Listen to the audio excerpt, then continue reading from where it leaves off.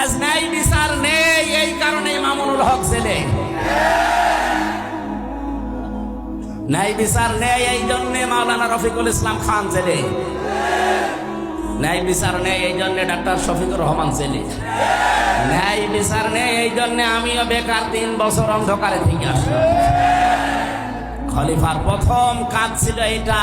আজ যদি বাংলাদেশে আমরা যারা আল্লাহর বান্দা দাবি করছি, যদি খেলাফত বা খলিফার দায়িত্ব পালন করতে পারতাম, জালেমরা জুলুম করে পার পেত না। আমরা আছি শুধু খান কানি। সুবহানাল্লাহ, সুবহানাল্লাহ মানে কি? হ্যাঁ, আল্লাহ পবিত্র। সুবহানাল্লাহ মানে আল্লাহ পবিত্র আছে।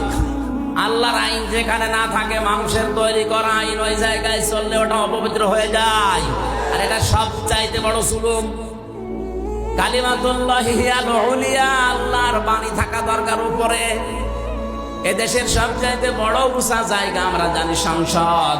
ওখানে আল্লাহর কালেমা যদি না থেকে মানুষের তৈরি করা আইন ওখানে যায়, এটা সবচাইতে বড় জুলুম।